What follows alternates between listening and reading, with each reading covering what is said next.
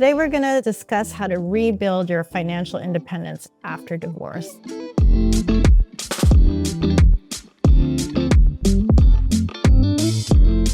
First, we're going to talk about goals. We're going to talk about creating attainable short-term goals as well as goals to strive for in the long term. We're going to keep these realistic, and it's really important to stay positive. Glass is half full always. This is really more of a mental game with yourself more than anything else. Keep your eye on the ball and figure out what are we going to strive for. Probably the most challenging thing you're going to need to do, but it's 100% necessary, is pricing out your entire life. How much did you spend at the grocery store last week?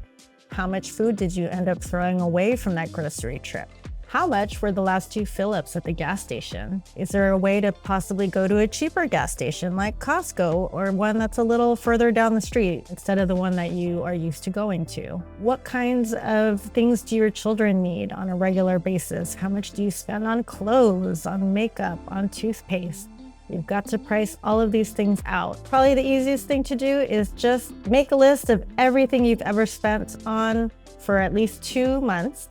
You could do it on a piece of paper, you could do it on a spreadsheet, you can find an app online, but every single thing that you spend your money on, list it out for 2 months and check it out and see where you can make some cuts or adjustments. Once you've done that, you can look at all the subscription services that you might have that you didn't realize you had. So in addition to Netflix, did you have Hulu? Did you forget about your newspaper subscription?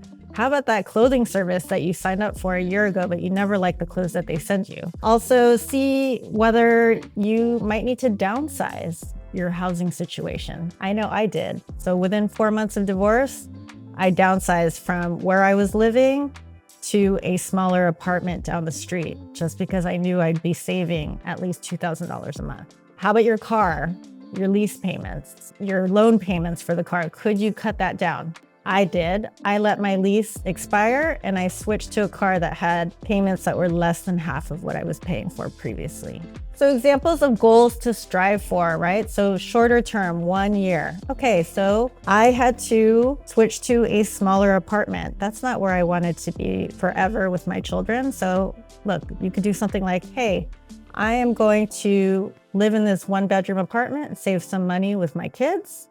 And I'm going to look into, over the next year, increasing what I make at work by either switching jobs or trying for a promotion so that I can afford to move us into a larger place in a year. So that's an example of a short-term, 1-year goal that you can work towards that is pretty attainable. Another example of things that you can budget and work towards. My daughter loves having a new backpack for school every year. Is that really necessary? I did talk to her 1 year and say, hey, would it be okay if you reuse this backpack for another year? We'll wash it, we'll clean it, we'll make it look like new again. And then we're gonna save money so next year I can get you a nice backpack. She agreed. And that was a way to save $40 on a backpack. I love buying clothes every once in a while. I did make a pact for myself to cut the clothes shopping for me for a year, just because I'm not growing anymore.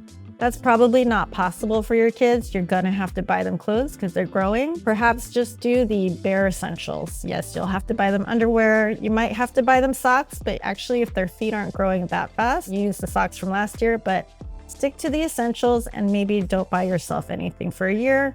And then again, work on your job prospects, trying to make more money, and then you can treat yourself next year. I don't want this to be all about deprivation. It's important that you have experiences for yourself and for your kids. So for example, vacations, you don't necessarily have to cut that. You just have to be more creative. Do you have an aunt or uncle or cousin or brother that lives in a nice place that you can drive to, that you can stay for free for a few days with you and your kids? That is a nice budget vacation. That way you don't have to spend on hotel. Maybe you contribute to food or entertainment, but that way you can save money and still have a trip.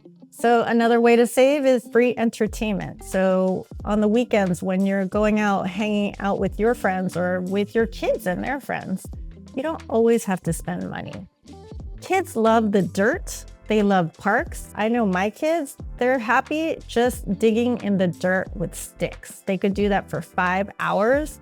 Maybe not your idea of a good time, but it's free and it's their idea of a good time.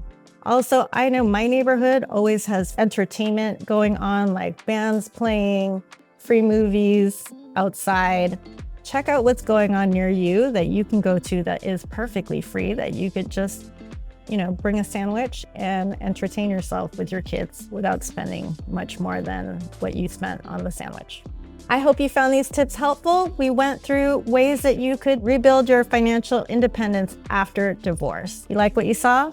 Please subscribe to our YouTube channel for more tips on goal setting, budgeting, and personal finance. I'd love to hear from you. Reach out to me with any questions or comments. Otherwise, my name is Josephti Cruz, and I'll see you next time.